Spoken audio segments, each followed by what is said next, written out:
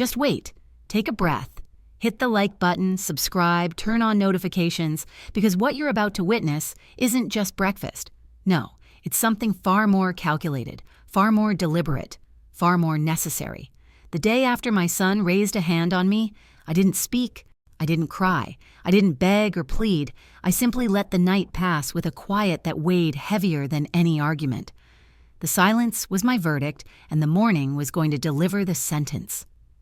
I woke before the sun had even started to peek over the horizon, the way I always do, and walked quietly through the hallway, each creak of the floorboards beneath my bare feet a reminder that I was still here, still alive, still in control of what remained of my home.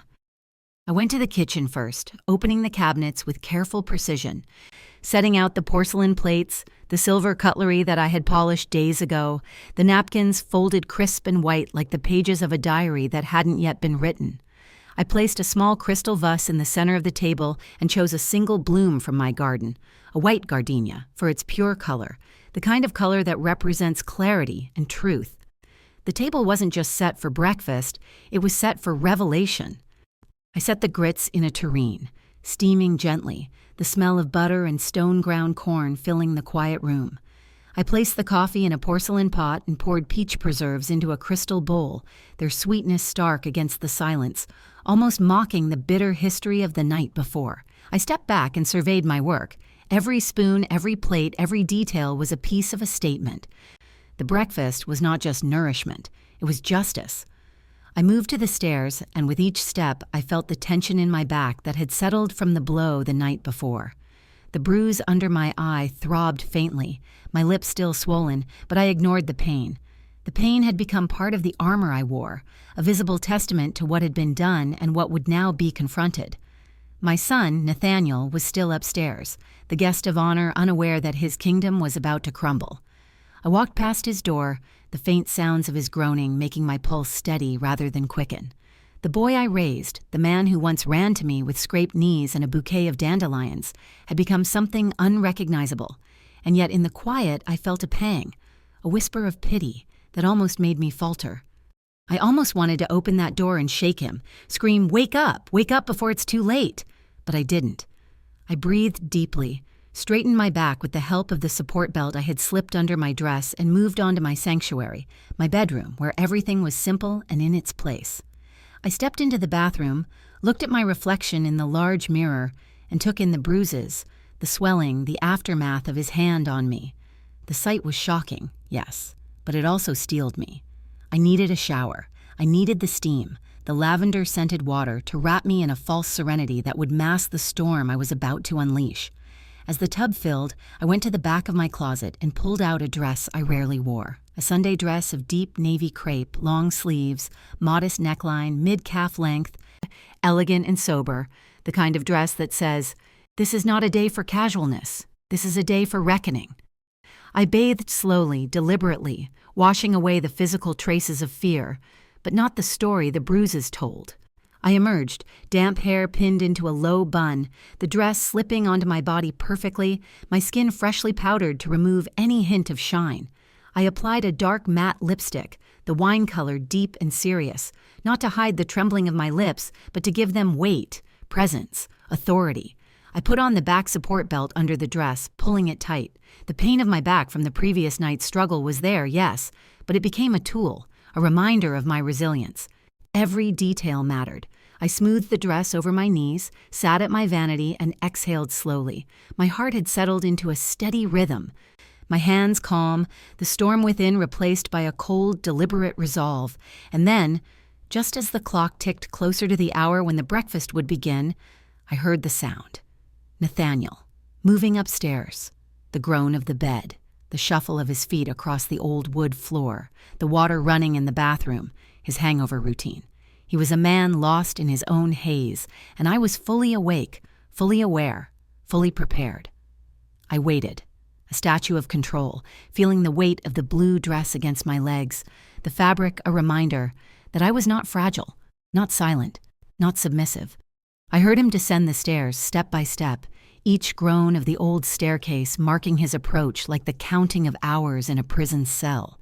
I knew, by sound alone, where he was at each moment until finally he reached the front hall. There was a pause, and I knew exactly what he saw. The shards of the blue ceramic vase I had deliberately left uncleaned. The vase from the night before, a symbol of his violence, now a witness. And the sound that followed, the kick of shards into the corner, the disregard for the life he had touched, it solidified the finality of my decision. I remained seated at the head of the table, a calm statue, a queen surveying her realm. Nathaniel appeared in the dining room doorway, hand on the frame, eyes blinking against the morning sun. His focus first took in the table, the gleaming silver, the steaming platters, the crisp napkins, and he froze for the barest second, a flicker of awareness crossing his face. Then he saw me. But not truly. He saw only what he expected: weakness, submission, perhaps the continuation of a pattern. He did not register the bruises or the swollen lip.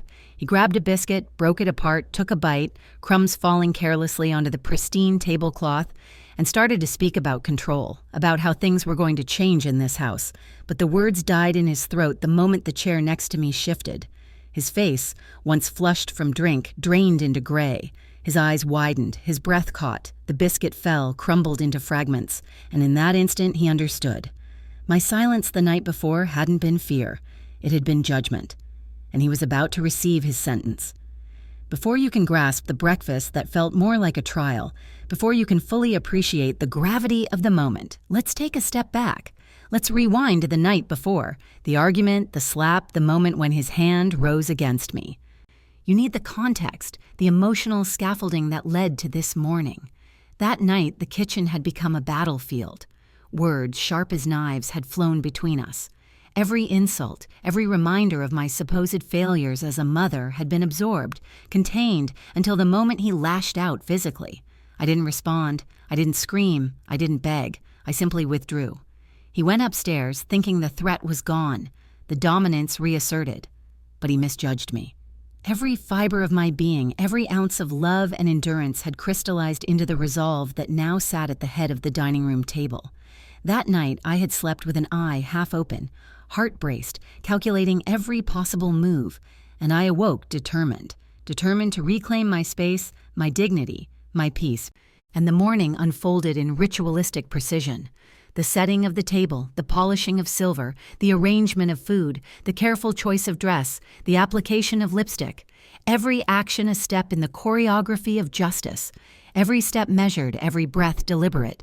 As he descended the stairs, unaware, I remained the calm eye of the storm. And in that calm he would find no mercy, no misdirection, no bargaining, only truth, only consequence. Only the recognition that the mother he had tormented was no longer the woman who would tolerate abuse.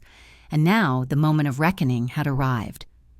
Nathaniel froze in the doorway, biscuit halfway to his mouth, eyes darting between the broken vase on the floor, the table set with near-obsessive care, and me seated at the head like a queen at her court.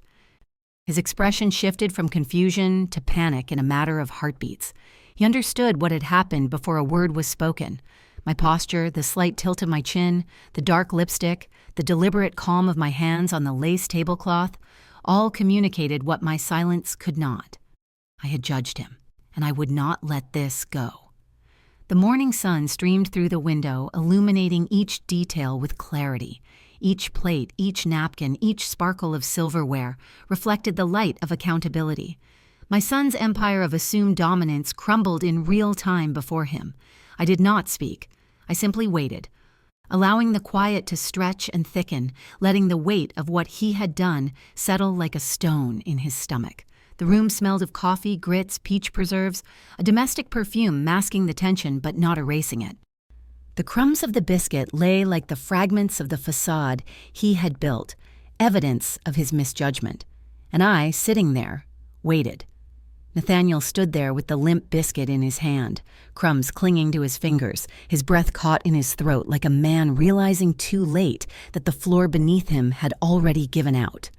The chair beside me, occupied, unmoving, deliberate, was the centerpiece of his terror, though he hadn't yet gathered the courage to fully face the figure sitting in it. He didn't need to. The The shifting of that chair had already told him that this was no ordinary morning, no ordinary breakfast, no ordinary consequence. And I let him sit in that moment. Let the silence gather like storm clouds around us, thick and heavy. A silence that made even the ticking of the old wall clock sound like a hammer striking iron. "Sit," I said finally, my voice quiet, level, as clean and sharp as a blade that had been honed overnight. It wasn't loud. It didn't need to be. It cut through the air with the precision of purpose, and Nathaniel lowered himself into the chair opposite me as if pushed by unseen hands. His bravado had evaporated. His eyelids fluttered, nervous, and for once, perhaps for the first time in months, he looked younger than his years. He looked like the boy I used to know, the one who once cried when he dropped his orange popsicle, the one who used to rest his head on my lap during thunderstorms, asking if the sky was angry. But I couldn't let that image distract me now. He had become something harder, sharper, crueler over time, each disrespectful act polishing him into someone unrecognizable. And last night, when his hand met my face, any trace of that childhood softness had been swallowed whole. He tried to speak. His lips parted, then closed again when I raised my hand slightly, not to strike, but to stop him, to command the space with nothing but a gesture.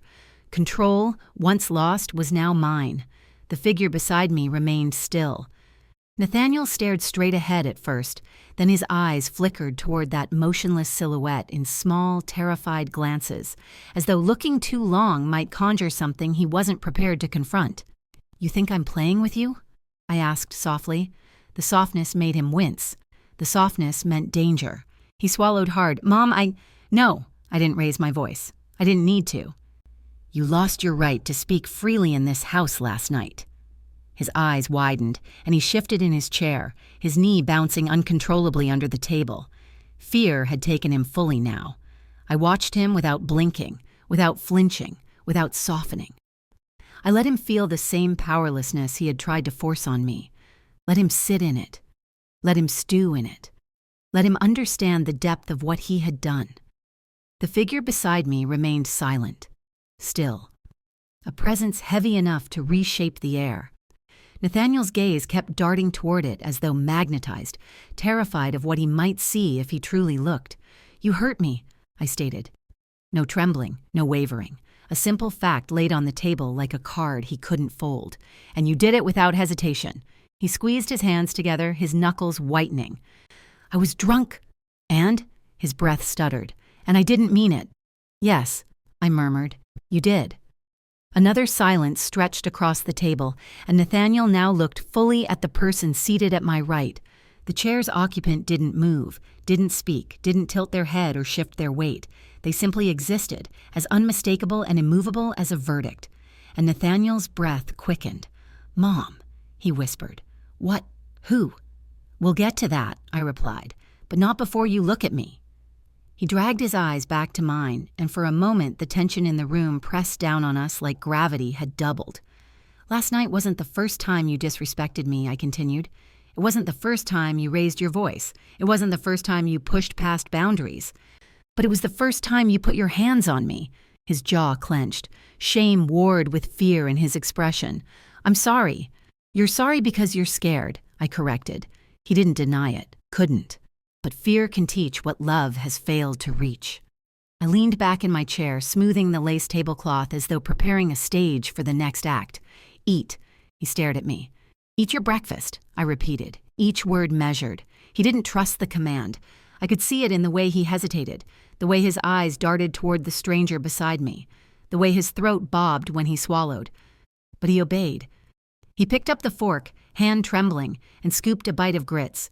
He lifted it to his mouth, but before he could take the first taste, the figure beside me finally moved. Just a shift, a subtle lean forward. A turn of the head, not sudden, not violent, just deliberate, controlled, enough to make Nathaniel drop the fork, metal clattering against the porcelain with a sound so loud it made him flinch. "Mom!" His voice cracked. Tears welled in his eyes, panic setting in deeper now, spiraling fast. I let him shake. I let him feel it. I let it sink in. Only then did I speak. "This is Mr. Lorne." The name hit him like cold water. He knew the name. Everyone in town knew the name. Mr. Jacob Lorne, retired sheriff, longtime family friend, the kind of man whose silence was more intimidating than other men's shouting. A man who once arrested Nathaniel's father for public drunkenness. A man who had watched my son grow up from a distance, always ready to step in but never needing to, until now. The man was older now, hair gray, shoulders still broad despite age, eyes sharp as rifle sights, and he sat beside me, hands folded, posture upright, gaze fixed on Nathaniel with an expression that made grown men sober up immediately. Nathaniel inhaled sharply, body going rigid. He started, then stopped, because what else could he say? What excuse could survive Jacob Lorne's scrutiny? "You know," I said, keeping my voice even, "your father laid a hand on me once. Only once."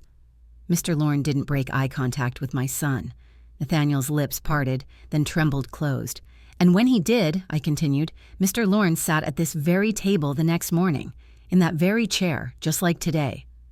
Nathaniel's breath stuttered, and instinctively he looked at the broken blue vase in the corner, the shattered symbol of last night's violence. "I called him," I said. "After you went upstairs, while you slept off your rage, I called him because I knew you wouldn't listen to me. But you will listen to him."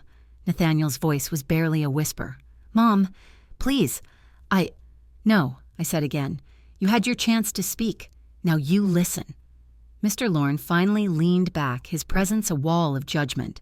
"Boy," he said, voice deep, gravelly, unhurried, "you crossed a line you don't come back from without work. Real work. Hard work." Nathaniel nodded rapidly, almost desperately. "Yes, sir, I know. I swear I didn't—" "You did," Mr. Lorne interrupted, tone firm. "A man is what he does, not what he meant to do." Nathaniel looked like he might collapse into himself. "You hurt your mother," Mr. Lorne continued, "and when a man dishonors the woman who raised him, he doesn't deserve comfort. He earns correction." The word correction hung in the air like smoke. "So here's what's going to happen," I said calmly. "You're not leaving this table until you understand something very simple." Nathaniel swallowed, eyes wide. "Understand what?" I leaned forward, my voice quiet, precise. "That this house does not belong to you, that your hands do not command me, that your rage does not make you powerful." A tear rolled down his cheek. He didn't wipe it. "You are going to sit here," I continued, "and you are going to hear everything you've put me through. Every moment, every insult, every demand, every bruise you never noticed because you were too focused on yourself. And then, you are going to tell Mr. Lorne exactly what you plan to do to fix it." Nathaniel's chest heaved as he breathed. "And understand this part too," I said, my voice dropping to a near whisper. "If you lie, if you deflect, if you minimize, he will know." Mr. Lorne gave the smallest nod. Nathaniel froze, breath stalling again, because he believed that nod. Everyone did, and that was exactly why I had called him. I folded my hands on the table. The lace beneath my fingers felt like the fine edge of a net closing around a captured animal. "Now," I said softly, "let us begin." Nathaniel's breathing sounded too loud in the quiet room, each inhale sharp and uneven, each exhale trembling as though the air itself weighed too much for his lungs to hold. He sat rigidly, shoulders hunched, fingers twisting together like vines choking each other, his eyes flicking between me and Mr. Lorne with the frantic darting of a trapped animal. The morning light had shifted slightly, sliding across the tablecloth and catching the edge of the crystal bowl filled with peach preserves, making the amber surface shimmer like something holy in a scene that was anything but. I let the silence stretch. Silence was not empty. Silence was discipline. Silence was truth. Silence was the space in which he had no escape, no excuses, no distractions. Finally, after what felt like a full minute of stillness, I spoke. "The first time you raised your voice at me," I said, keeping my tone even, steady, precise, "you were 14. Nathaniel closed his eyes, shame washing across his face. "Your teacher called to tell me you'd gotten into a fistfight behind the school. She asked me to come pick you up. I left work early, drove across town, and when you got in the car, do you remember what you said?" His lips trembled, but he didn't answer. I didn't wait for one. "You told me," I continued, "that it was my fault, that I embarrassed you, that I shouldn't have shown up because you weren't a baby." Mr. Lorne let out a slow, low hum through his nose, disapproval shaped into a sound. Nathaniel opened his eyes and stared down at the tablecloth. "I was just a child," I said. "Yes, and I forgave it." His throat bobbed as he swallowed. But forgiveness without correction becomes permission, I said. And I kept forgiving you. Every time you stomped through this house, every disrespect, every slammed door, every threat to leave, every time you told me I didn't run things here. Nathaniel's shoulders stiffened. I didn't mean— Stop, I said softly, and his mouth closed instantly. Mr. Lorne didn't move. But the weight of his presence alone was a second command enforcing mine. You grew older, I said, and the disrespect grew with you. You brought strangers into this house. Let them track mud into the hallway. Let them talk to me like I was an inconvenience. And still, I tried. I tried to reach the son I raised, the boy I loved. A tear slipped down Nathaniel's cheek, falling silently onto his shirt. And then, I said, voice decreasing in volume as the memory tightened in my chest, 3 months ago, when I asked you to lower your voice, you stood over me in the doorway and said, "You don't tell me what to do." Nathaniel wiped his cheek with the back of his hand. Mom, no excuses, no revisions, no rewriting of what happened. This is your history. This is the truth you chose. He lowered his gaze again, unable to hold mine. You see, I continued, smoothing the tablecloth with slow, deliberate strokes. The problem wasn't your anger. Everyone gets angry. The problem was the entitlement, the belief that you could do anything, say anything, act any way you pleased in this home, and I would simply absorb it, survive it. I tapped the table lightly. But last night, his breath hitched. Last night was the night it changed, I said. You didn't just yell, you didn't just disrespect, you didn't just call me names. I leaned forward slightly, my voice dropping to a tone both soft and unyielding. You struck me. Nathaniel's entire body flinched. His hands rose halfway, as if he wanted to cover his face in shame, but he stopped midway, perhaps realizing that gesture was useless now. I swear I didn't even realize I was drunk. Drunk men show what sober men hide, Mr. Lorne said, voice gravelly, final. Nathaniel's breath shuddered again, his face folding into anguish. You want to tell me you didn't mean it, I said, but you did. Maybe not the aftermath, maybe not the consequences, but in the moment, you meant every part of that anger. His voice came out in a whisper. I'm sorry. Sorry doesn't heal bruises, I said. Sorry doesn't undo the fear. A fresh tear slipped down his cheek. Sorry, I added quietly, doesn't erase the memory of your hand rising toward me. The room fell silent again. Nathaniel shook as though he were cold, though sweat had begun to gather at his temples. The stillness was broken only by the faint rattle of a truck passing outside on the distant road. This isn't about punishment, I finally said. This is about truth. And whether or not you will face yours. Nathaniel looked up, eyes glistening and red. What do you want me to say? I want you, I replied, to tell the truth. Out loud. Right now. Tell me what you did. He inhaled sharply, his breath catching, his jaw working as he tried to form the words. He opened his mouth, closed it, opened it again. His voice cracked. I hit you. Say it clearly. His chin trembled uncontrollably. I hit you, he repeated, barely more than a whisper. Look at me, I said. He lifted his eyes slowly, cautiously, as if afraid of what he would find in mine. Say it again. I hit you, he said, this time louder. The words ripped from his throat and dropped between us like something foul. I didn't blink. Mr. Lorne murmured quietly. Now we're getting somewhere. Nathaniel wiped his face again. Mom, I don't know why I did it. I don't know what's wrong with me. Oh, but you do, I said. You've known for years. He shook his head. No? Yes, I said. You've always known there was a darkness in you, a rage, a selfishness, a belief that you are owed more than the world ever promised you. His hands gripped his knees, fingers curling in tight fists. You've blamed your father's absence, I said. You've blamed your job. You've blamed your friends. You've blamed your stress. I tapped the table again. But you never blamed yourself. He looked down again. Now, I said, you will. I turned slightly toward Mr. Lorne. Tell him. Mr. Lorne folded his large hands together. Son, he said, your mama is giving you something rare. She's giving you a chance. Most men don't get one after crossing the line you crossed. Nathaniel's breathing quickened. You don't fix this with flowers. You don't fix this with promises. You fix this with work. The word work seemed to echo. Work on your temper, work on your respect, work on your habits, work on your life, and you do it consistently, daily, no excuses. Nathaniel nodded rapidly, tears streaming now. Yes, sir, I will, I promise.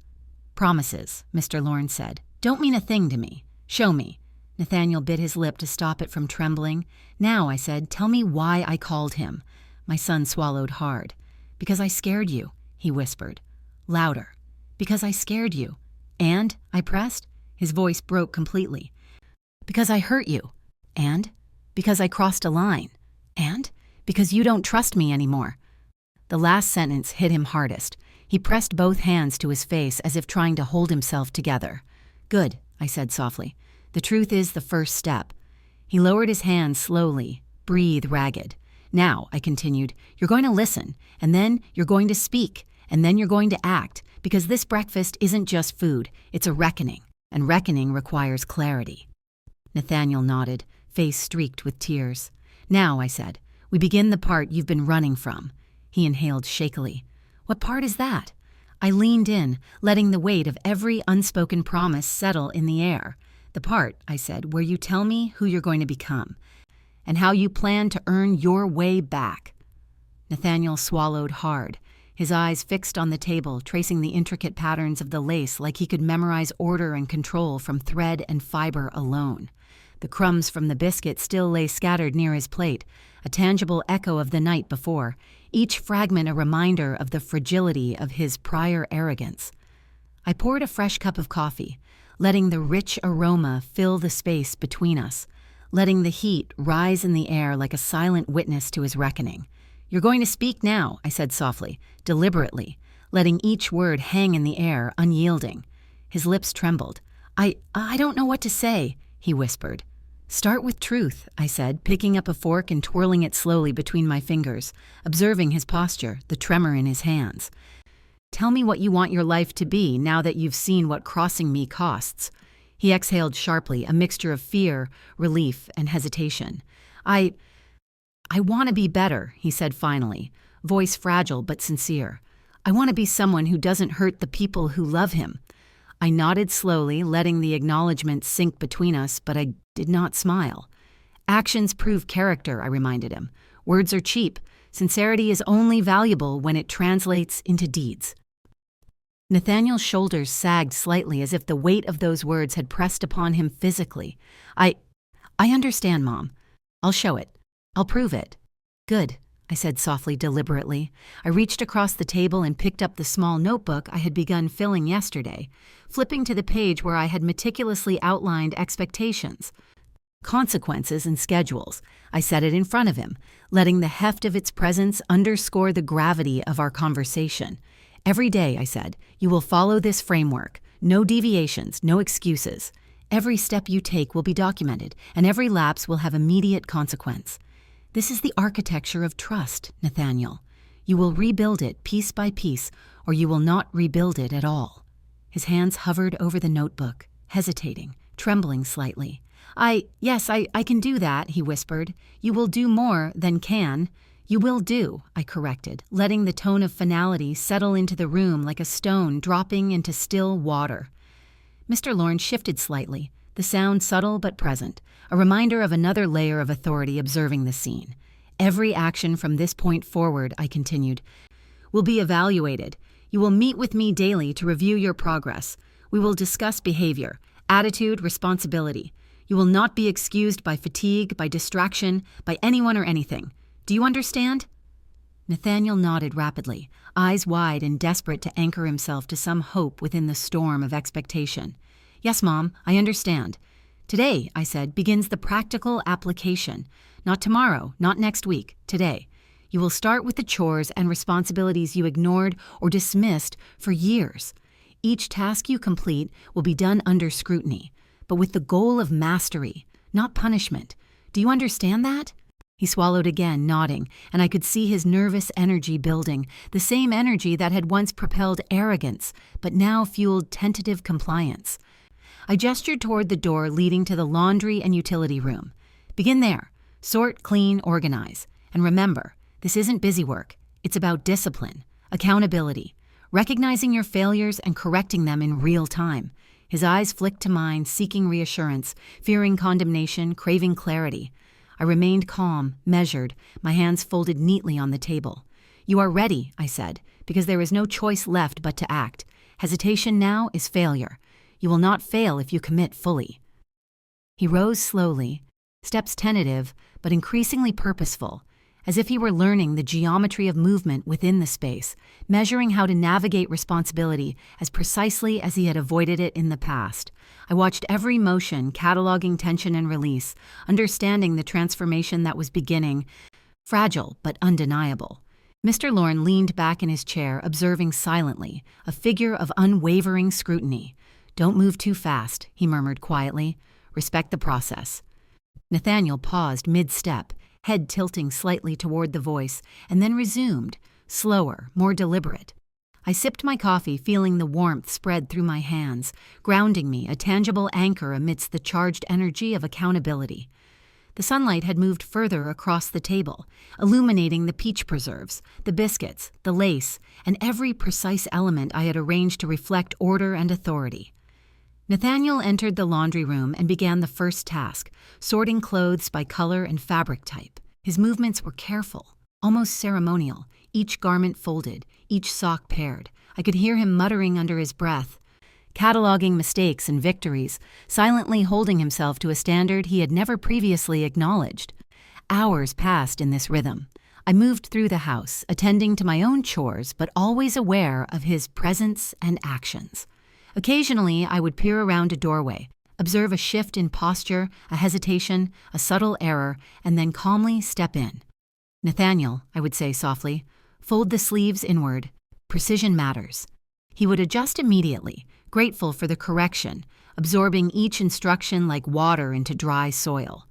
By mid-afternoon, the house began to feel lighter, cleaner, more ordered. The sun had climbed high enough to illuminate the entire dining room, and I could see Nathaniel emerge from the laundry room, sweat on his brow, fingers slightly red from scrubbing, but eyes clear and attentive. He approached me cautiously, notebook in hand, prepared to report on his progress. I gestured for him to sit, and he obeyed. "Report," I said, calm but firm, letting the word carry the weight of authority without raising my voice. He began, voice measured but nervous, detailing each chore completed, each correction made, each deviation noted and rectified. I listened, observing not only the content of his words, but the subtle changes in tone, posture, and eye contact. This was progress, small but undeniable. "Good," I said when he finished, tapping the table lightly. "You see the difference between intention and execution? You intended to complete tasks. You executed. The gap between the two is where accountability lives." Nathaniel nodded, swallowing hard. "Yes, Mom, I see it now." "Now," I said, "we move to reflection. Take the next hour to sit quietly, review what you've done, note your mistakes, and plan your next steps. Document everything in the notebook. Transparency is essential. Accountability is built on honesty with yourself." He left to the corner of the room, opening the notebook and writing meticulously, the pen moving quickly but carefully across the page. I observed him from my seat, noting the diligence, the slight tremor in his hands, the furrowed brow, the concentrated frown that indicated both frustration and engagement. Each movement a mark of growth, each stroke of ink a confession and a promise intertwined. Mr. Lorne finally broke the silence. "This is good," he said. "You're seeing the consequences of your actions, not because someone is yelling, but because the weight of responsibility is unignorable." Nathaniel looked up, absorbing the statement, nodding faintly. The light in the room continued to shift, casting the lace tablecloth in golden patterns, illuminating the peach preserves and the biscuits I had left as remnants of breakfast, now cold but symbolic. Time moved deliberately, every tick of the clock a metronome, marking the slow reclamation of control, of authority, of respect. Finally I spoke, voice soft but resonant. "Nathaniel, this is just the beginning. You've done well today, but the work is ongoing. You will continue to act with discipline, with awareness, and with honesty. Every choice from this moment forward builds the man you will become. Remember, the past exists only as a foundation. The future is in your hands. Build it deliberately." He exhaled, a long, trembling sigh that carried both relief and resolve. "Yes, Mom, I will."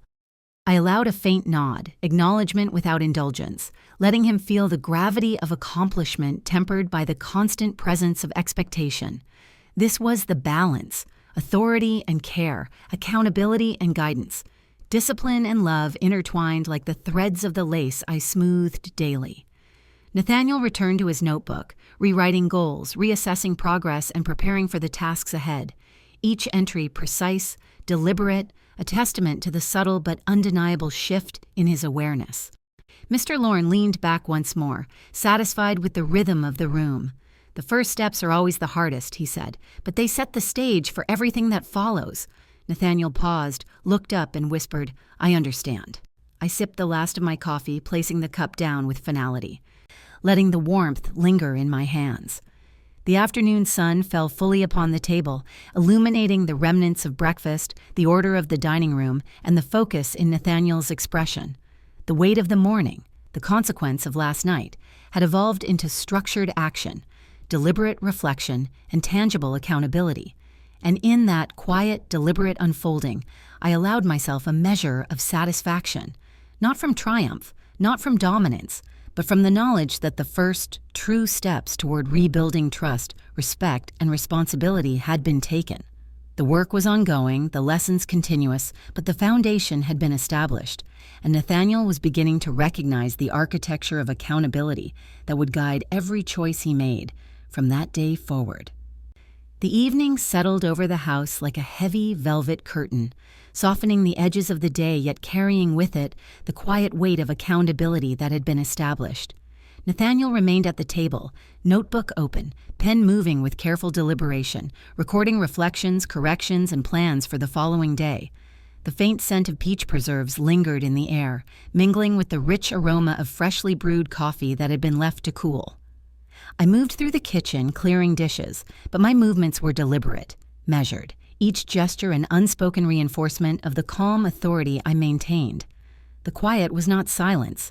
It was a presence, a tangible force that Nathaniel could feel as surely as the warmth of the sunlight fading through the windows. When he finally looked up, eyes meeting mine with a cautious intensity, I allowed myself a faint, controlled nod. "Do you feel the difference today?" I asked, voice low, steady, deliberate. He hesitated, swallowing hard, and then said, "Yes, Mom, I feel it. The responsibility, I mean. The weight of what I've done and what I need to do." I nodded, satisfied with the clarity in his voice, the subtle tremor that betrayed the gravity of his understanding. "Good," I said, picking up a cup and refilling it with water from the pitcher. "Responsibility is not abstract. It's tangible. You touch it, you feel it, you measure it against every action. And right now, you are feeling it because you are accountable." He shifted in his chair, the vinyl squeaking softly under the movement, a reminder of the physicality of consequence, of presence, of being grounded in the moment. I didn't realize," he whispered, voice small, "how much I took for granted, how much I thought I could act without consequence. And that assumption has ended," I said, soft but firm, letting each word resonate. "This house, this life, operates on boundaries, respect, and accountability. You tested them, and now you must navigate the path you've created with intention and care." Nathaniel exhaled, a long, deliberate breath, as if releasing not just air but tension, fear, and lingering arrogance. He looked down at his notebook, scanning the entries he had made throughout the day. I understand," he said quietly. "I will do better. I need to do better. I want to do better." I allowed the words to settle, understanding that repetition without reflection was empty. But repetition with internalization was powerful. "Wanting is the beginning," I said, voice calm, deliberate. "Action is what proves it. Desire is a spark. Accountability is the flame you must keep alive." His gaze lifted, eyes wide, reflective. I think I'm ready," he murmured, tentative yet sincere. "Then show it," I said, gesturing toward the door that led to the living room. "Begin by reorganizing the space. Everything has a place, every surface, every item, every object. Precision matters. Attention to detail reflects not just order, but respect for the environment and the people in it." Nathaniel rose slowly, steps careful, measuring each movement as if the air itself demanded caution. The room felt charged, every creak of the floorboards under his weight a reminder that presence was measured, that every action carried significance. I returned to the kitchen, clearing the remaining breakfast dishes, arranging them neatly on the counter, letting the order itself speak to the structure I demanded. Mr. Lorne remained nearby, observing silently, a quiet sentinel of accountability, reinforcing the presence of oversight without speaking, without unnecessary interference. Hours passed in a rhythm both deliberate and unrelenting. Nathaniel moved through the living room, repositioning furniture, dusting carefully, organizing books, magazines, and miscellaneous items with a precision that gradually became more confident, more assured. Each corrected misplacement, each folded blanket, each polished surface was a tangible mark of his effort, a physical manifestation of the internalization of lessons from breakfast and the day that followed. I watched from the doorway, letting the quiet observation reinforce the subtle gravity of the morning and afternoon. Occasionally, I offered a soft correction. Fold the blanket inward, Nathaniel. Notice the symmetry. Precision matters. He adjusted immediately, accepting the instruction, internalizing the discipline behind it. The late afternoon sun began to fade, casting long, deliberate shadows across the room, turning dust motes into tiny golden specks, visible in the still air. Nathaniel paused, scanning the living room, measuring the order he had created, comparing it mentally to the chaos he had left behind. I approached slowly, letting each step carry the weight of authority without intimidation. "Step back," I said, gesturing for him to take a literal and metaphorical distance from his work. He did, moving to the far side of the room, gaze fixed on the meticulous layout, every line, every corner, every surface accounted for. "Look at what you've done," I instructed, voice low, calm, deliberate.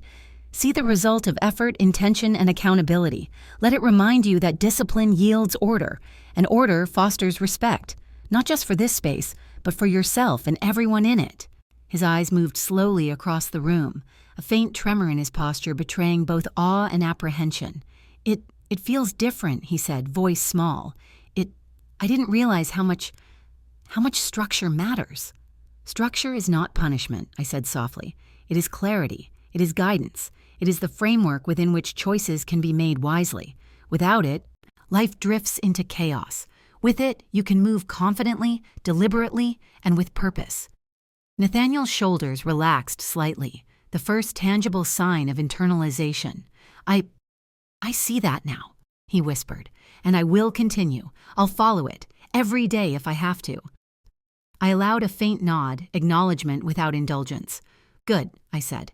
"The test is continuous. This is not a one-time demonstration. It is a pattern, a habit, a structure that you must maintain. Every choice, every action, every decision is either a reinforcement or a deviation. You are accountable in every moment, Nathaniel. Remember that." He swallowed, eyes downcast, then lifted them slowly to meet mine, earnest and tentative. "I understand. I will remember. I want to get this right."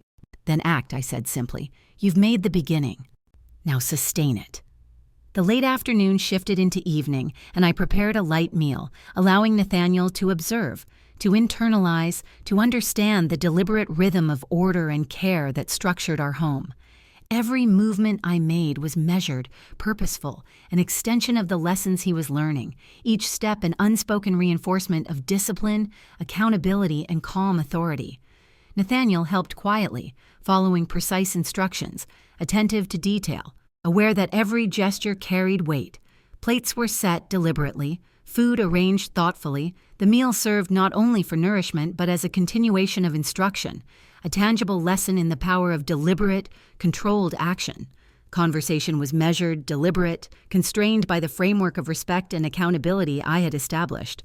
Words were spoken slowly, thoughtfully, with consideration for meaning and consequence. Nathaniel listened, responded appropriately, and gradually began to engage with both sincerity and deliberation, learning the cadence of dialogue, the rhythm of responsibility, and the subtle balance between authority and agency. By the end of the evening, the house was quiet, organized, and charged with the weight of accomplishment, reflection, and anticipation of continued accountability. Nathaniel returned to his notebook, documenting progress, noting corrections, and planning for the following day. The subtle tremor in his hands had lessened, replaced by an emerging confidence grounded in structure and discipline. I observed from my chair, coffee in hand, letting the warmth anchor me as I watched the transformation begin, small but undeniable.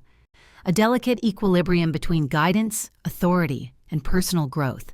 The sun had set, leaving the house bathed in the soft glow of lamps, shadows stretching long across the walls, echoing the deliberate unfolding of the day's lessons. Nathaniel finally closed his notebook, exhaling slowly, and met my gaze. I did well today?" he asked quietly, seeking confirmation yet prepared for correction. I studied him, noting the posture, the tone, the eyes, and nodded subtly. "Yes," I said, "you did well. But remember, Nathaniel, today is not perfection, it is progress, and progress must be sustained, observed, and refined. Tomorrow is another opportunity, another test, another chance to reinforce the lessons you've begun to internalize." He nodded, quiet but sincere, understanding that approval was not indulgence and that the work of accountability was ongoing. The night carried a sense of calm, deliberate order, a soft echo of the justice that had been served at breakfast, continuing through the day into chores, reflection, and measured action.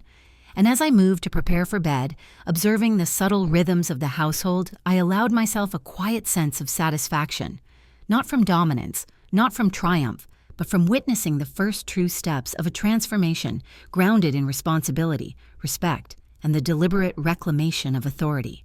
Nathaniel had begun to understand the weight of his actions, the significance of structure, and the power of accountability. The process would be ongoing, relentless, but the foundation had been laid. The lessons of breakfast, the calm authority, the measured observation, and the deliberate, continuous engagement had begun to shape him, guiding him toward a path of responsibility, understanding, and disciplined growth. Morning arrived with the soft insistence of sunlight spilling across the kitchen floor, golden and deliberate, marking the beginning of another day where structure and accountability would govern every moment. Nathaniel descended the stairs cautiously, each step measured, as if testing the air for the weight of expectation that had settled over the house after the previous day's rigorous lessons. He paused at the foot of the stairs, glancing toward the kitchen, and immediately noticed the deliberate arrangement at the dining table. Every plate, every utensil, every napkin was positioned with meticulous care. The steam from freshly brewed coffee spiraled upward like an invisible metronome, counting out the seconds of authority, presence, and consequence. The smell of oatmeal, lightly sweetened with cinnamon and honey, mingled with the scent of warm toast, butter soft and melting, the faint tang of fresh orange juice, all serving as both sustenance and a continuation of the lessons that began at breakfast days before. I sat at the head of the table, hands lightly brushing over the lace tablecloth, smoothing it with slow, intentional motions, each movement reinforcing the rhythm of deliberate control. Nathaniel's eyes widened, his body tensing as if the weight of observation pressed directly upon his spine. He began to step forward, the faint creak of the floor beneath him echoing like a muted warning. "Sit," I said, voice soft but deliberate. A command not to be questioned, but absorbed. His hands shook slightly as he pulled out a chair and lowered himself carefully, mindful of the table's edges, the napkin folded precisely beside his plate, the arrangement of dishes that spoke louder than any admonishment could. The oatmeal was steaming, its surface dotted with precisely cut slices of banana, a drizzle of honey catching the morning light. I poured him a small glass of water, the liquid catching every reflection, and placed it with a deliberate pause, letting him absorb the ritual, the unspoken lesson embedded in precision and care. He looked at me, flushed from the exertion of maintaining composure, and began, hesitantly, to speak.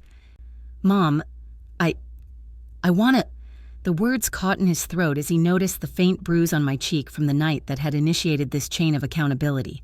It was subtle, lingering, a testament to the previous night's violence, yet visible enough to serve as a quiet, undeniable witness to the transgression. I raised a hand, slow, deliberate, and he stopped mid-sentence, understanding without instruction that words were secondary to observation and comprehension. "Do you understand the gravity of what happened?" I asked, voice low, calm, deliberate. Nathaniel swallowed hard, the lump in his throat visible, trembling ever so slightly, eyes darting toward the spread before him, then back to mine, finally nodding, a quiet acknowledgement heavy with both fear and understanding. "Yes, Mom," he murmured, voice fragile. I leaned back slightly, observing him fully, noting the subtle tremor in his fingers as he reached for the fork, the careful, tentative movement that mirrored the lessons of the previous days. Every bite he took was deliberate, measured, a physical manifestation of both sustenance and comprehension, a continuation of the accountability that had begun at the first breakfast, where silence had been both verdict and teacher. "This morning is not merely about nourishment," I continued, letting the words hang in the space like an invisible scaffold. "It is about recognition of responsibility, of consequence, and of the necessity to act with deliberate thought in all moments." Nathaniel nodded again, chewing slowly, allowing the rhythm of the lesson to sink in with every swallow. I understand," he said again, quieter this time, as if saying it aloud reinforced its truth. I sipped my own coffee deliberately, slowly, letting the warmth settle in my chest, grounding me in the clarity of authority, in the deliberate orchestration of order and consequence. "Nathaniel," I said softly, "you are learning that respect and accountability are inseparable. One cannot exist without the other. This house, this life, demands them both." He shifted slightly in his chair, posture rigid yet attentive, absorbing the weight of every word, every glance, every measured gesture of my hand resting lightly on the table. The silence that followed was thick, heavy with expectation yet not oppressive. It was a presence, a continuation of the authority that had been established days before, a deliberate, quiet gravity that required acknowledgement before any speech could be granted. Nathaniel finally spoke again, voice low, hesitant. I want to be better. I want to make things right." I allowed the words to sit, letting their significance deepen with time, reinforcing that desire alone was insufficient without deliberate, consistent action. "Desire is the beginning," I said. "Action is what proves it. Every choice you make, every moment you engage with the world, either reinforces who you are or defines who you will become. Today is another opportunity to act deliberately, to integrate the lessons of accountability, respect, and order into every movement, every decision." The room remained charged with quiet intensity as he continued eating, each bite a small, tangible act of reflection and recognition. The chair creaked occasionally beneath him. The fork struck the plate with a subtle rhythm, and each sound became part of the orchestration, part of the deliberate, controlled environment in which the lessons of consequence were embedded. When he finished the oatmeal, I observed the crumbs on the table, the small marks of imperfection, and allowed a subtle shift in my posture to communicate that attention to detail mattered as much as intention. Nathaniel noticed, exhaled slowly, and began to clean his own plate with careful, deliberate motions, aligning the dishes, wiping the crumbs, placing the utensils neatly beside the plate, a small but significant act of taking responsibility for both the environment and the actions within it. "Every gesture matters," I said softly as he finished, "because every gesture communicates either care, respect, or disregard. You are responsible not just for your words or intentions, but for every action, however small, that contributes to the environment you inhabit." He nodded again, silent, absorbing the weight of my words. The toast was next, and I offered him a slice with butter carefully applied, a gentle but deliberate reminder that nourishment and attention to detail were intertwined.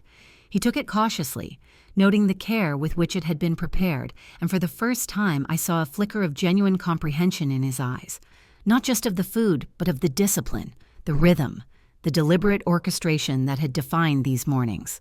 "Nathaniel," I said, voice calm but carrying weight, "this process is ongoing. Each meal, each task, each conversation is an opportunity to demonstrate accountability.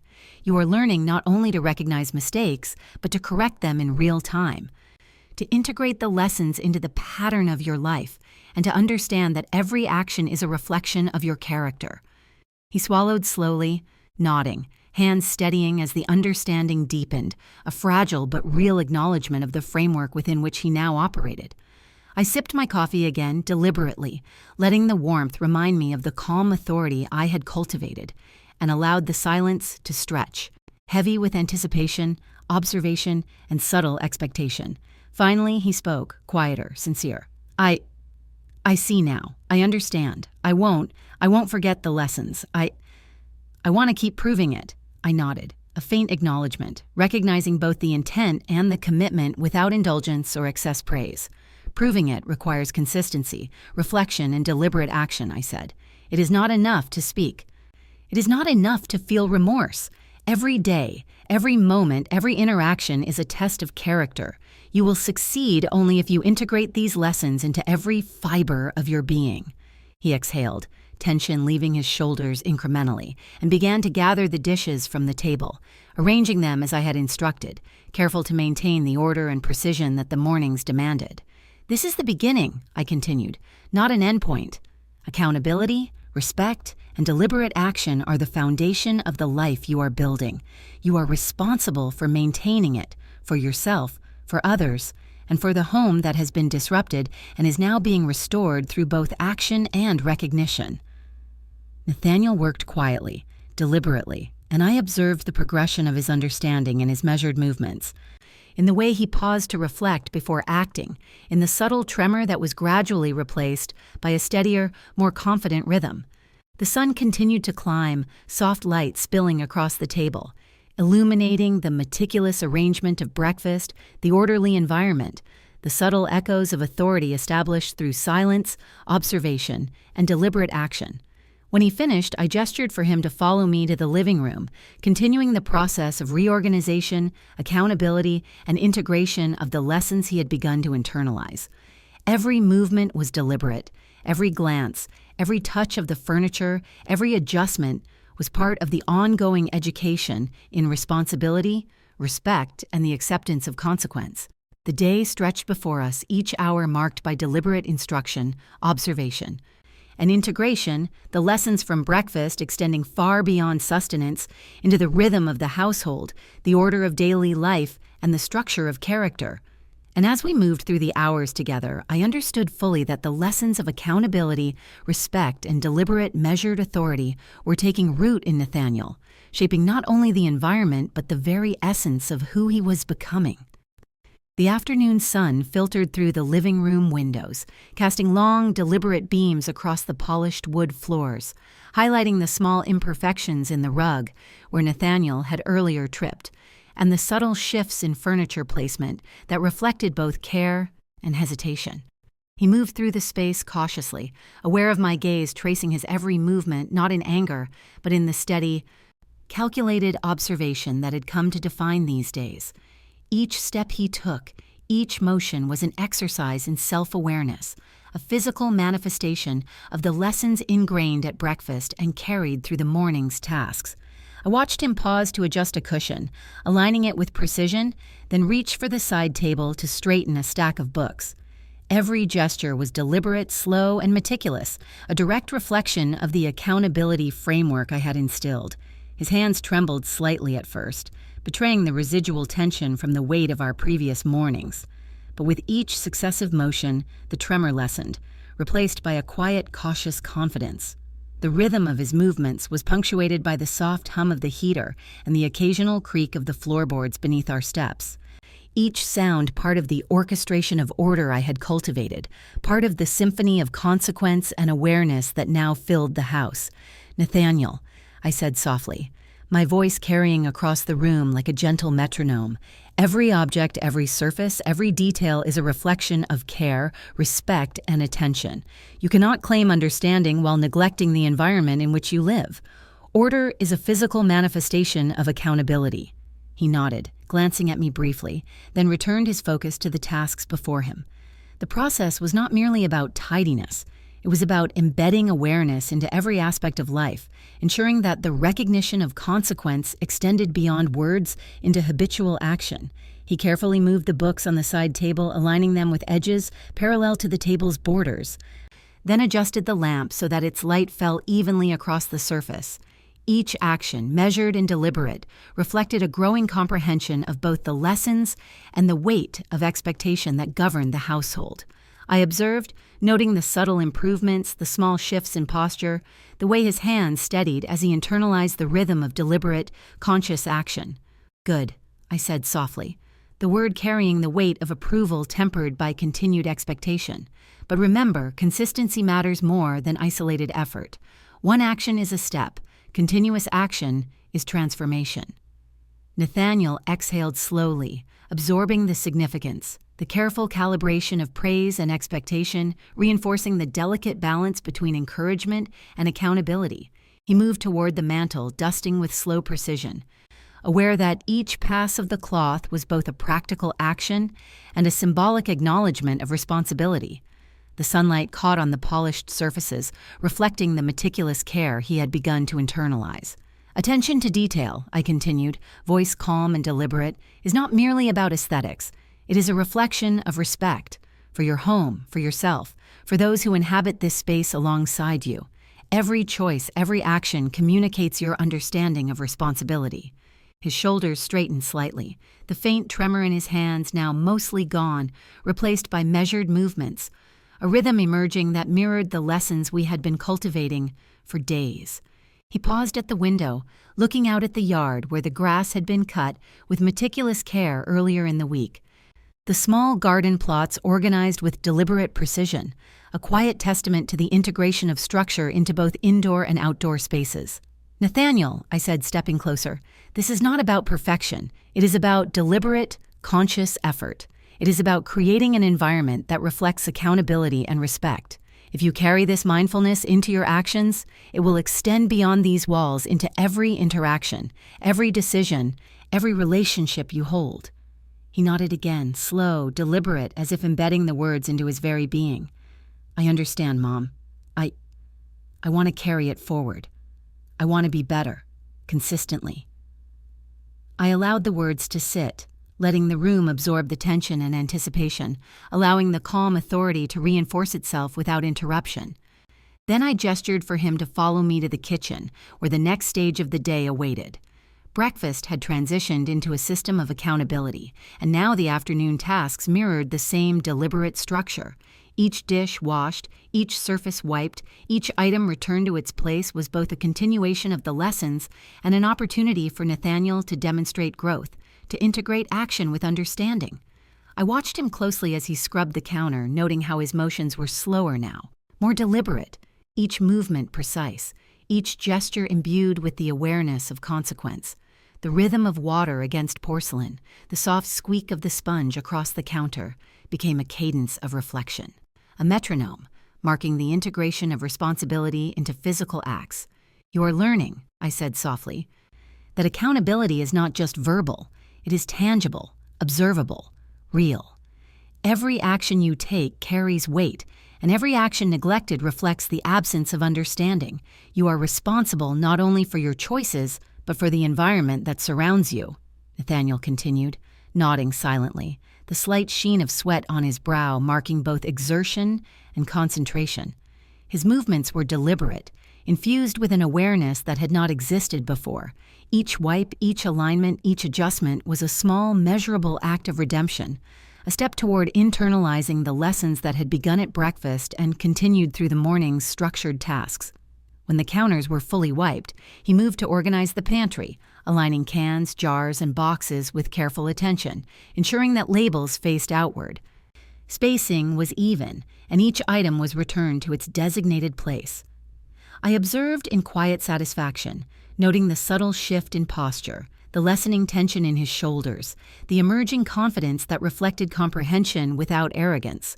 "Notice the details," I said, voice calm but deliberate, "because they are the markers of discipline. Consistent attention to small acts builds character, embeds awareness, and establishes patterns of responsible behavior that will carry into every aspect of your life."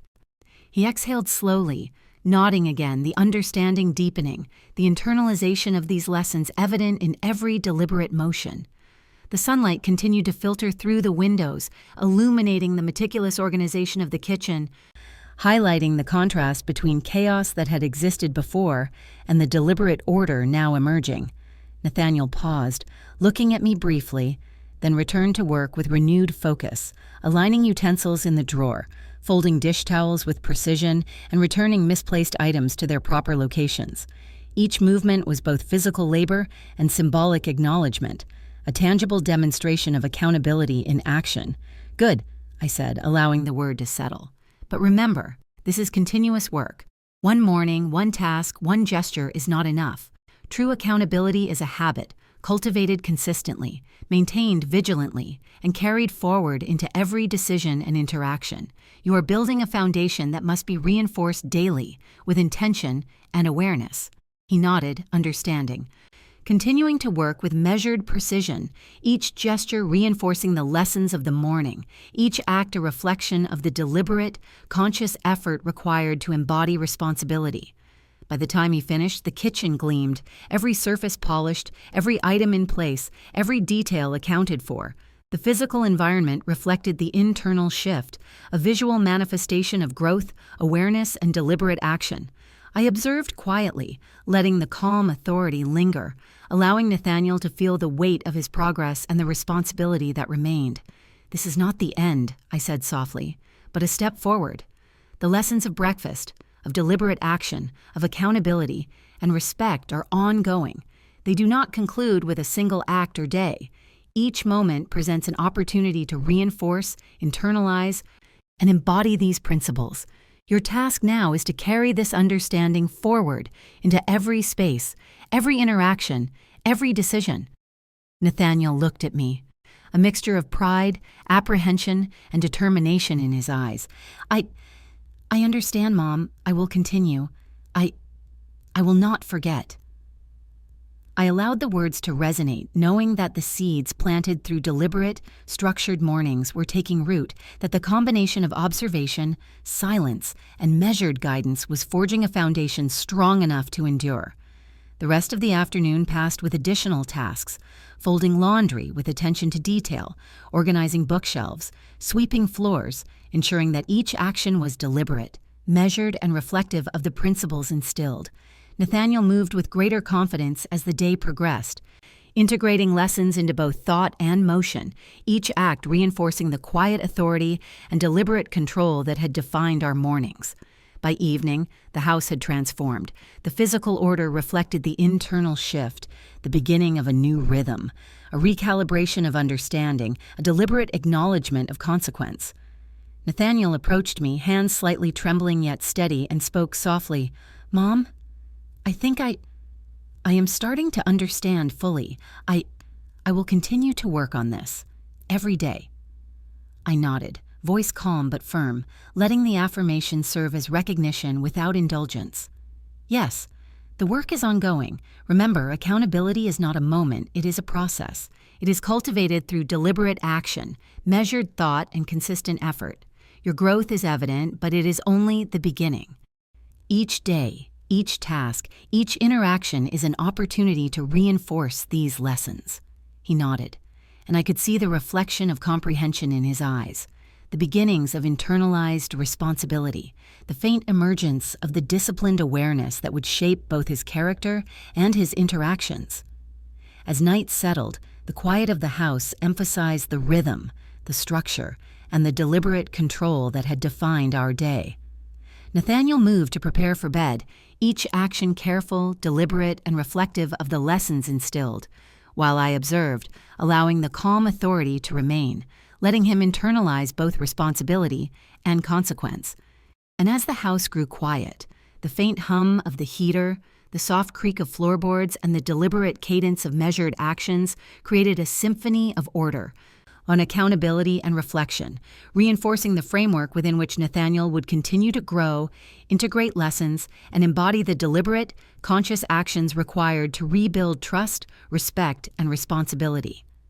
Morning arrived with its own weight, sunlight slicing through the blinds in sharp, deliberate lines that illuminated the kitchen with clarity and precision. Nathaniel descended the stairs cautiously, aware of the rhythm that now defined these days, the measured steps, the expectation, the ever-present weight of accountability. The moment he crossed the threshold into the kitchen, he paused, the subtle tension in his shoulders betraying both residual apprehension and anticipation. I sat at the head of the table, hands resting lightly on the lace tablecloth, smoothing it slowly, deliberately, as if each pass of my fingers reinforced the structure, the order, the authority that governed this space. The air was thick with the quiet understanding that today would be another test, a continuation of the meticulous lessons we had begun days earlier. Nathaniel's gaze flicked to my face, briefly noting the faint remnants of last week's bruising, though by now he had learned to interpret them not as signs of weakness, but as markers of consequence, a reminder of boundaries crossed and lessons internalized. He moved to the table, attempting to lift a biscuit from the basket I had placed in the center, but his hand trembled slightly. I let him feel the hesitation, allowing the subtle shift in posture to reinforce the lesson. Control, awareness, and respect were not abstract concepts, they were tangible, measurable, and required active demonstration. The biscuit fell from his fingers, crumbling softly onto the tablecloth, and I observed in deliberate silence, letting the weight of the moment sink fully into him. "Nathaniel," I said softly, voice calm but firm, measured with precision, "do you understand why even this simple action matters?" His throat bobbed nervously, eyes dropping to the crumbs scattered across the lace. "Yes, Mom," he replied, voice low, almost reverent. I understand." I allowed the silence to stretch, letting the pause function as both acknowledgement and reinforcement, the unspoken message clear. Accountability was not only in words, but in every deliberate motion, every gesture, every decision. I gestured to the chair opposite me, and he moved, slow, deliberate, aware that each step was observed, each breath noted, each hesitation acknowledged. The morning routine had become a framework, a structured environment in which every action could be evaluated, every lesson internalized, and every lapse corrected immediately. I poured a cup of coffee, the sound of liquid filling ceramic punctuating the quiet, marking a rhythm, a cadence of observation and reflection. The faint steam rising from the cup was more than warmth. It was a visual reminder of continuity, of deliberate attention, of the ritual of accountability that now governed this household. Nathaniel reached for his own coffee, hands trembling slightly as he lifted the cup. I observed, noting the precision with which he balanced it, the careful tilt to avoid spilling, the slight hesitation that betrayed his internalization of responsibility. "Careful," I said softly, voice even, deliberate, measured. "Each gesture matters. Every movement communicates awareness or lack thereof. This is your practice, not merely of breakfast, but of deliberate, conscious action." He nodded slowly, deliberately, understanding that this was not simply about etiquette or physical precision. It was about integrating lessons, about allowing awareness to manifest through motion and choice. The biscuit basket sat between us, each biscuit a symbol, a tool of demonstration and comprehension. Nathaniel reached for another, this time moving with more confidence, though the awareness of consequence tempered his motions, ensuring that every gesture was deliberate, precise, intentional. I observed him quietly, noting the subtle shift in posture, the steadier hands, the emerging rhythm that reflected internalization of the principles we had been cultivating for days. "Good," I said softly, allowing the word to settle like a gentle weight in the room. Notice the difference between hesitation born of fear and precision born of awareness. You are learning to act with intention, to embody accountability, to allow understanding to guide your choices rather than impulse or arrogance. Nathaniel exhaled slowly, a mixture of relief and concentration, as he carefully broke the biscuit in half, arranging the pieces neatly on his plate. The act, simple as it seemed, was laden with meaning, a demonstration of deliberate action, a conscious choice to integrate lessons into even the smallest gestures. I picked up a spoon and began to stir my coffee, the motion slow, deliberate, almost ceremonial, emphasizing the contrast between calm authority and the tense awareness he carried. Each rotation, each pass through the liquid, became a measured statement of control, of observation, of deliberate attention to both action and consequence. Nathaniel mirrored the action, slightly delayed, hands trembling at first, then gradually steadying as he internalized the rhythm, allowed the cadence to guide him, to ground him, to teach him that patience, precision, and awareness were not merely abstract ideas, they were lived experiences, tangible and measurable in every breath and gesture. "Nathaniel," I said finally, soft but firm, "the morning is not merely sustenance, it is a lesson, a framework, a stage upon which accountability is performed and internalized. Every motion, every bite, every sip is an opportunity to integrate awareness, to solidify understanding, to demonstrate both respect and comprehension." His eyes lifted to mine, wide and focused, and he nodded, absorbing the words, the weight, the deliberate pacing that governed both our movements. I understand, Mom. I will. I will focus. The words were tentative yet deliberate in their intent. I allowed them to linger, emphasizing the importance of measured communication, of thought before action, of accountability expressed not only in gesture, but in speech, in recognition, in presence. Breakfast continued with deliberate slowness, each bite taken with care, each sip measured, each gesture weighed and observed. Nathaniel moved with increasing precision, aligning utensils, adjusting napkin placements, ensuring that crumbs remained on his plate rather than scattered, a symbolic extension of the order now guiding his actions and thoughts. I observed quietly, sipping my own coffee, allowing the rhythm of silence and deliberate motion to reinforce the framework of learning and accountability. At one point, Nathaniel paused mid-bite, hands hovering over the plate, eyes meeting mine briefly. The pause was deliberate, a moment of reflection, a conscious acknowledgement that his actions were under scrutiny not out of malice, but as a necessary structure for growth. "Nathaniel," I said softly, "what you do in these small moments is far more telling than any grand gesture. Awareness, precision, and care in the mundane demonstrate the depth of understanding, the integration of lesson, and the embodiment of accountability." He nodded slowly. Swallowing deliberately, the biscuit fully consumed, but the significance of the moment lingering in his posture, in the tension in his shoulders, in the careful cadence of his breathing. The sunlight shifted slightly, illuminating the room with new angles, highlighting the polished surfaces, the alignment of utensils, the meticulous arrangement of breakfast, each element a reflection of the discipline, care, and deliberate practice that now defined our mornings. "Do you see the difference?" I continued, voice calm, deliberate, "between performing an action and understanding its significance? Awareness transforms repetition into learning, learning into habit, and habit into character. This is why breakfast matters. This is why every detail matters. This is the architecture of accountability." Nathaniel exhaled slowly, taking in the weight of the statement, the rhythm of the morning, the deliberate observation that had become both challenge and guide. I understand, Mom," he replied, voice low but deliberate, measured. I see it now." The words hung in the air, deliberate and purposeful, a small but crucial acknowledgement of comprehension, the internalization of both the lesson and the method by which it was imparted. We continued in silence for several moments, allowing the rhythm of eating, sipping, and deliberate motion to reinforce the lesson. Each second, each gesture, each measured action became a tangible representation of growth, responsibility, and understanding.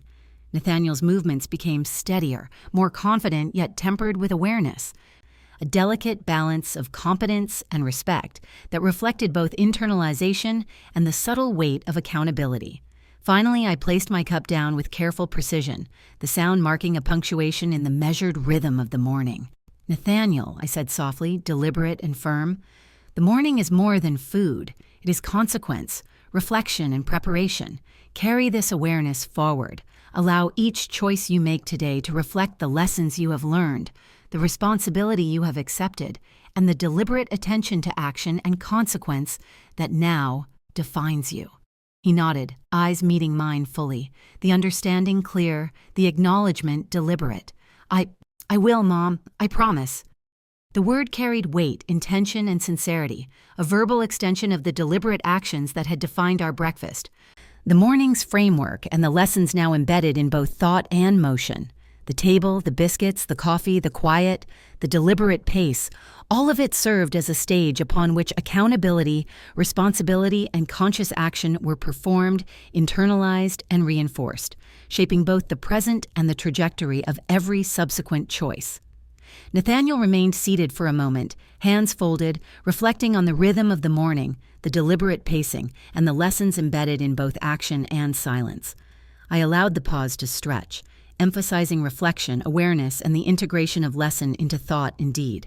Finally, he stood, careful, deliberate, and followed the structure I had instilled, ready to carry the awareness, accountability, and discipline into the tasks that awaited him in the remainder of the day. The sunlight continued to illuminate the kitchen, highlighting both the physical and symbolic order, reinforcing the deliberate pace, the intentional actions, and the internalized lessons that now defined our interactions. Morning had become more than a meal. It was a structured, deliberate framework for growth, responsibility, and conscious action. Each measured gesture, each precise movement, each acknowledgement of consequence reflected the integration of accountability into both thought and motion, creating a foundation upon which continued learning and responsible behavior would be built. Nathaniel moved toward the next set of tasks with measured steps, each action deliberate, each gesture infused with awareness, each motion reflecting the internalization of the lessons imparted, the rhythm of deliberate authority guiding both body and mind. The kitchen remained quiet save for the sound of deliberate movement, the subtle hum of daily life, and the weight of intentional observation, a continuing testament to the power of structured guidance, deliberate pacing, and the integration of consequence into both action and thought. As the morning progressed, the continuity of deliberate action, measured observation, and intentional guidance reinforced the foundation of accountability, respect, and awareness that now governed our household, ensuring that every choice Nathaniel made reflected both internalized understanding and the deliberate application of lessons previously imparted. Each subsequent motion, task, and reflection was a reinforcement, a tangible expression of the morning's deliberate, structured framework, shaping behavior, thought, and awareness in a continuous cycle of observation, action, and internalization. The afternoon unfolded with the same deliberate structure that had come to define our days. Nathaniel moved through the house with measured care, each step a reflection of the lessons that had begun at breakfast and were now expanding into every corner of his behavior. The living room, once a space of casual disregard, had become a proving ground, a tangible arena where accountability could manifest through order, precision, and conscious action. I watched from the doorway, observing his posture, the careful attention to detail, the subtle tremor of nervous energy tempered by a growing awareness that he was no longer merely reacting, but acting with intention. Each motion, picking up a cushion, straightening a rug, aligning books on the shelf, was a deliberate statement, acknowledgement of the authority I had established, recognition of consequence, and a measured effort to internalize the principles he had struggled to grasp before. I leaned against the doorframe, arms folded lightly, voice silent yet ever present through the gravity of my gaze, allowing the weight of observation to guide his movements without interruption. Nathaniel paused mid-task, hands hovering over the edge of a table, eyes flicking toward mine as if seeking approval, yet understanding fully that approval was secondary to awareness. The lesson was not in praise or reprimand, but in the deliberate observation of actions and the conscious integration of accountability into each gesture. "Nathaniel," I said softly, "deliberate, measured, carrying authority without aggression. Notice the precision of your movements. Each alignment, each careful placement, each moment of thoughtfulness is a reflection of your awareness. This is the embodiment of learning, not mere obedience." He nodded, slow and deliberate, swallowing the lump in his throat, allowing the words to sink fully into his consciousness, integrating with the rhythm of motion that now defined every step he took in the house. The subtle creak of the floorboards beneath his feet became a metronome, marking the cadence of intention, observation, and careful execution. The weight of responsibility settled into his shoulders, a tangible presence he could not ignore, a physical manifestation of the lessons imparted with every deliberate breakfast, every silent observation, every carefully measured statement of authority. I moved toward the kitchen, retrieving a small notebook from the counter, the pages filled with tasks, schedules, and expectations. Each line, each bullet, each note represented the architecture of accountability, the framework upon which Nathaniel's transformation was being constructed. I set the notebook down on the dining table with deliberate care, letting the sound punctuate the quiet, signaling both structure and expectation. Nathaniel's gaze followed, settling on the notebook, understanding immediately that this was not mere suggestion. It was a framework for continued demonstration of responsibility, precision, and integrity. He approached the table, hands steadying slightly as he lifted the notebook, flipping through the pages with deliberate care, absorbing the details with the same meticulous attention he had begun to apply to his actions throughout the house.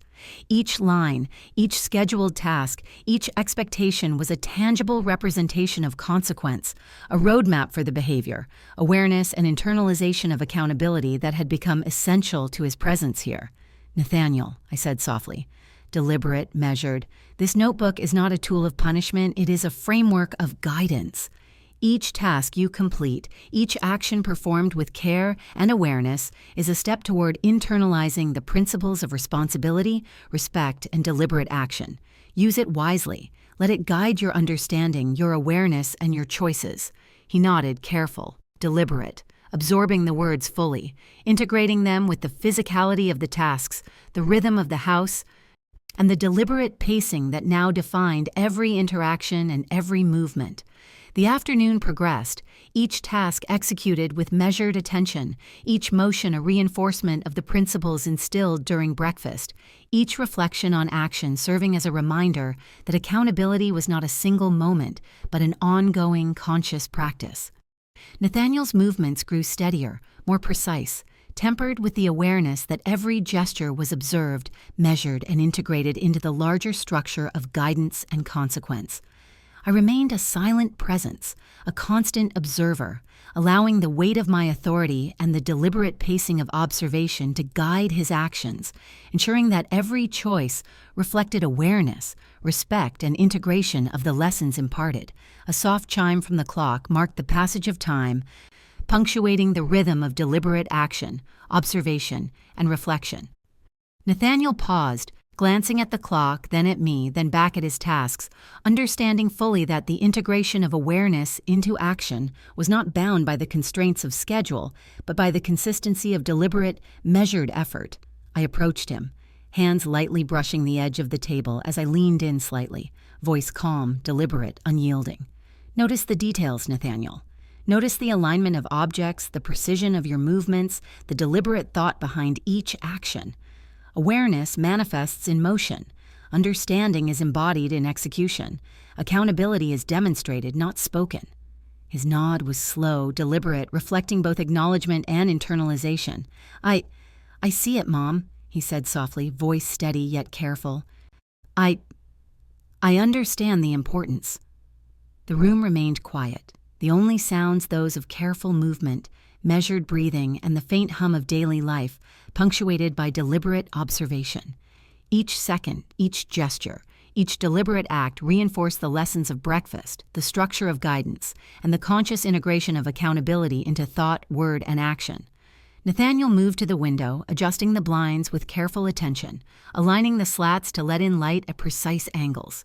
The act, seemingly mundane, carried immense symbolic weight, a conscious application of lesson, an exercise in precision, an acknowledgement that awareness must manifest tangibly, intentionally, and consistently. I watched him, noting the subtle tension in his shoulders, the careful posture of his spine, the intentionality of each motion, and allowed the observation to serve as both reinforcement and guidance, a living testament to the lessons of deliberate action and conscious accountability. The afternoon continued in this rhythm, each action, each motion, each moment of observation and reflection, reinforcing the framework established through our mornings, ensuring that awareness, responsibility, and deliberate choice were embedded in both thought and behavior. Nathaniel's confidence grew incrementally, tempered by the knowledge that each gesture, each decision, each breath was a statement of accountability, a conscious integration of principle, and a demonstration of internalized understanding. I moved to the sideboard, retrieving a tray with light refreshments, placing it carefully on the table with deliberate precision. Each glass, each plate, each item arranged to mirror the meticulous structure that now defined both our space and his understanding of consequence and responsibility. Nathaniel approached the tray cautiously, hands steadying as he lifted a glass of water, careful to avoid spills, careful to demonstrate awareness, careful to act with the deliberate precision that had become a central lesson in both movement and mindset. I observed, allowing the pause, the measurement, the careful execution to reinforce the internalized principles, the embodiment of accountability, and the conscious integration of lesson into both thought and motion. "Nathaniel," I said softly, deliberate, measured, "notice how intention transforms action. Precision ensures understanding. Awareness allows for choice. Each act you perform is both a reflection and an exercise of the principles we are cultivating together. Let this be your guide, your practice, your integration. His gaze met mine, steady, deliberate, focused. I understand, Mom, he replied, voice low, deliberate, reflective. Every action, every choice. It matters. The words hung in the air, deliberate and precise, a verbal echo of the physical awareness he had begun to integrate throughout the day. The afternoon continued under this rhythm. Deliberate motion, careful reflection, observation, integration, each element reinforcing the deliberate, structured framework of guidance and accountability that now governed our interactions and the shaping of Nathaniel's internalization of lesson and consequence. Finally, as the light shifted and afternoon moved toward evening, Nathaniel returned to the dining table, notebook in hand, prepared to document his reflections, his progress, and the deliberate attention to detail that had defined the day. I observed, silent yet present, allowing the weight of my authority, the rhythm of deliberate action, and the internalization of lesson to guide his reflection and documentation. Each word, each notation, each careful detail recorded was a tangible manifestation of integration, awareness, and accountability. A continuing testament to the deliberate, structured guidance that had begun at breakfast and was now expanding into every facet of thought, action, and responsibility. I leaned back slightly, letting the quiet settle like a gentle weight in the room, the light softening. The deliberate pacing of both action and observation reinforcing the foundation of internalized principle, deliberate execution, and conscious reflection, Nathaniel wrote, reflecting, integrating, internalizing, each stroke of the pen a deliberate act of acknowledgement, a tangible demonstration of growth, responsibility, and conscious effort. The rhythm of the house, the deliberate pacing of movement, and the weight of observation combined into a structured, intentional framework within which lessons were absorbed, behavior refined, and accountability embedded into both thought and action. As the evening approached, the deliberate integration of principle into motion, awareness into gesture, and accountability into thought ensured that Nathaniel's progress was tangible, measurable, and deliberate. The weight of the day, the framework of guidance, and the rhythm of conscious, intentional action laid the foundation for continued learning, conscious awareness, and deliberate integration of accountability into every subsequent moment, gesture, and choice. The house remained quiet, deliberate, structured, and intentional, reflecting the same principles that now governed both Nathaniel's movements and the rhythm of interaction, ensuring that every action, thought, and reflection was grounded in accountability, awareness, and deliberate, conscious execution. The evening light faded, but the structure, the deliberate pacing, and the internalization of lesson remained constant, guiding, shaping, and reinforcing both awareness and responsibility in every gesture, every breath, and every deliberate moment of thought and action. The morning arrived crisp, deliberate, and unyielding, carrying with it the gravity of expectation that had come to define our household. Nathaniel entered the kitchen with measured steps, posture taut yet attentive, the weight of yesterday's lessons pressing into every movement, shaping the rhythm of his entry, the careful precision of his gestures, and the subtle tension in his shoulders that spoke of awareness, accountability, and a burgeoning respect for the boundaries I had established.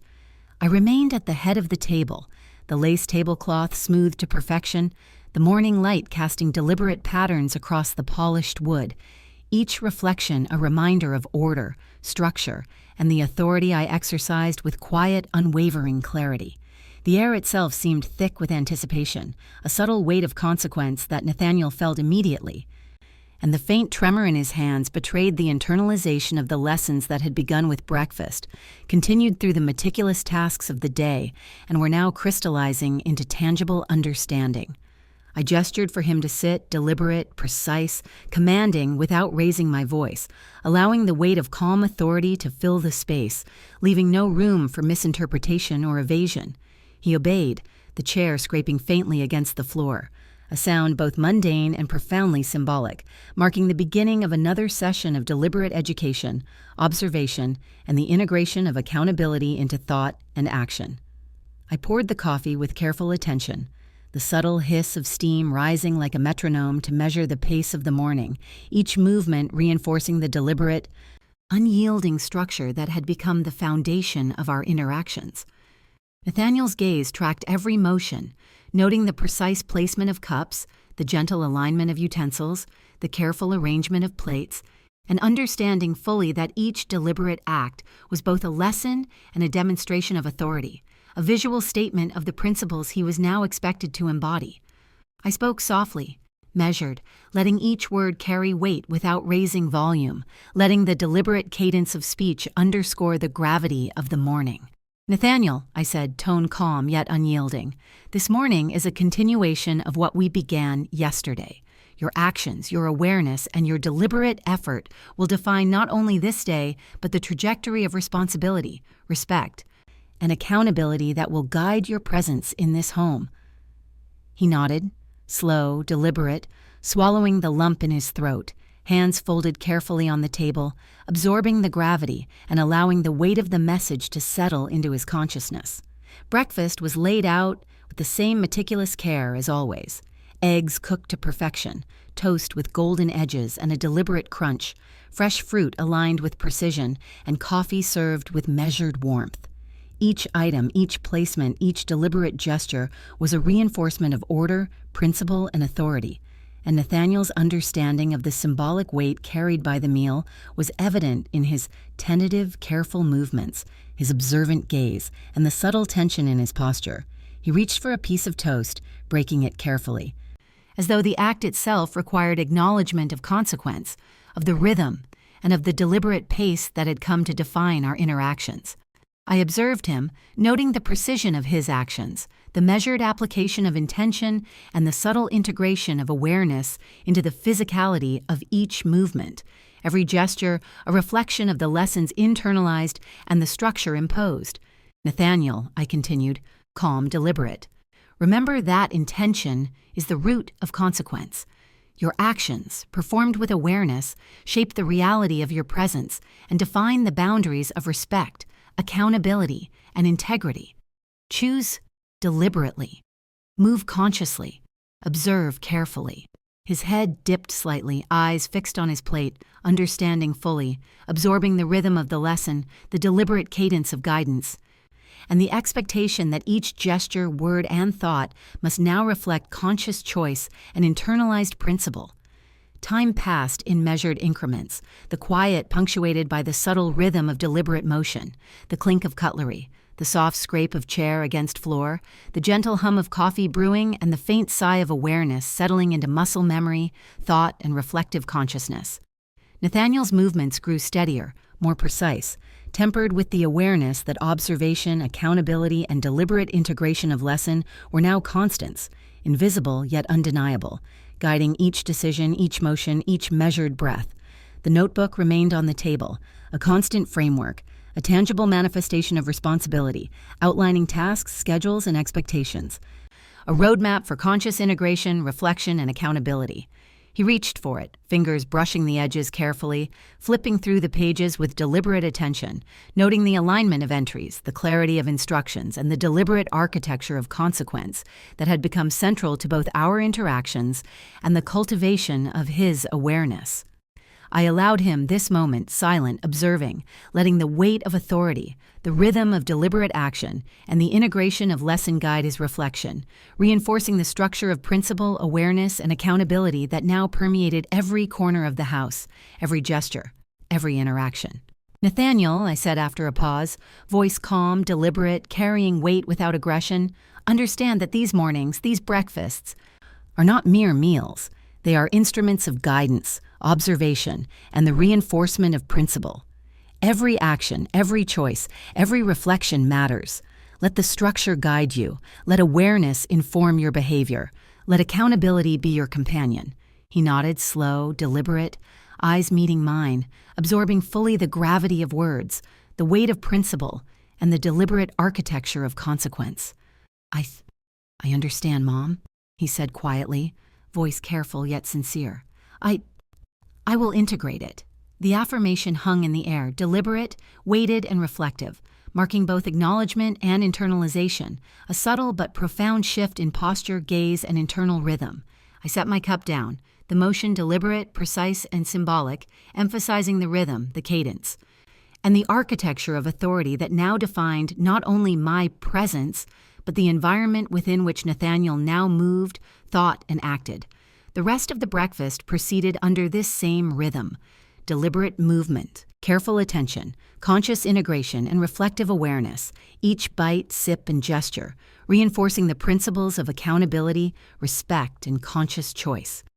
Nathaniel ate slowly, deliberately, the tremor in his hands now subtle, refined, a quiet reflection of internalized understanding rather than fear, a demonstration of integration rather than mere obedience, a tangible manifestation of the deliberate architecture of learning that had been constructed since the first breakfast, the first silent verdict, the first recognition of consequence.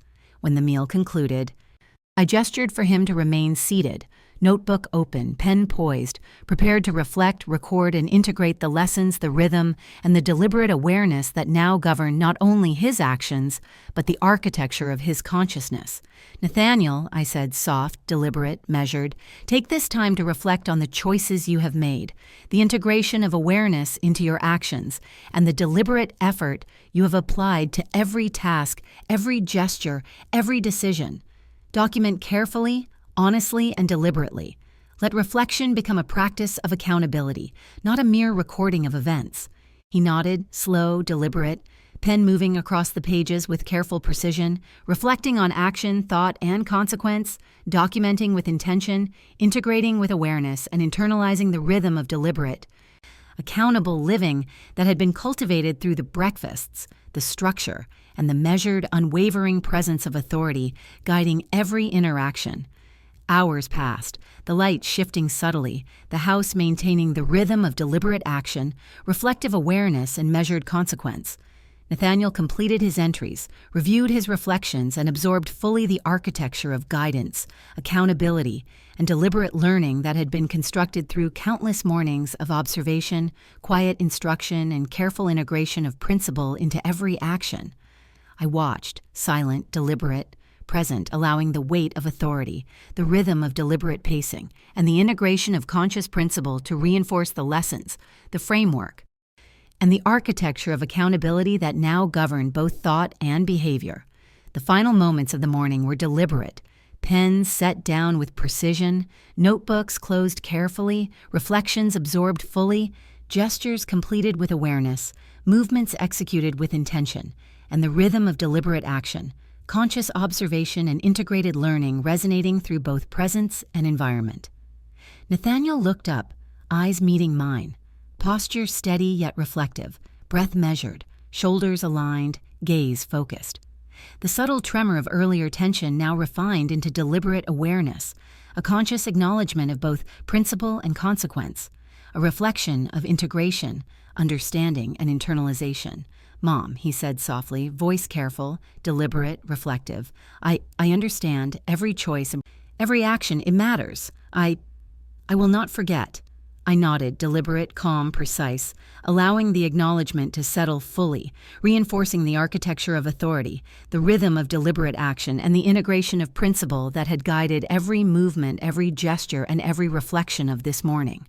The house remained quiet, deliberate, structured, and reflective, the morning concluding with the subtle, undeniable weight of consequence, accountability, and awareness integrated into both the environment and consciousness. Nathaniel rose slowly, deliberate, measured, acknowledging fully the gravity of principle, action, and reflection, moving through the house with awareness, precision, and the quiet weight of internalized lesson guiding every step. As the morning faded into afternoon, I allowed the house to settle into its rhythm, deliberate, structured, and integrated with principle, awareness, and conscious action. Nathaniel's presence reflected the architecture of accountability, the embodiment of deliberate learning, and the integration of principle into thought, gesture, and movement, ensuring that the lessons of breakfast, the framework of reflection, and the architecture of authority would endure, guiding each subsequent choice, each deliberate action, and every interaction with the quiet, unwavering weight of consequence, responsibility, and conscious awareness. And in that deliberate, structured, reflective morning, I knew that the work, the framework, and the lessons imparted were not temporary, but foundational, shaping the trajectory of growth, awareness, and deliberate integration that would guide Nathaniel into the future, ensuring that accountability, respect, and deliberate choice would define every subsequent moment, gesture, and decision, a testament to the architecture of principle, authority, and conscious guidance established through a single breakfast and carried forward with unwavering, deliberate precision. I'm really glad you're here and that I could share my story with you. If you liked it, show me by liking the video and subscribing to my channel. Let's see how many of us there are. Write in the comments which city you're watching from and what time it is. I'm so curious to know where all you wonderful people are tuning in from. I share new life stories for you every single day, and now, 2 of my most popular stories will pop up on the screen so you can choose what to watch next.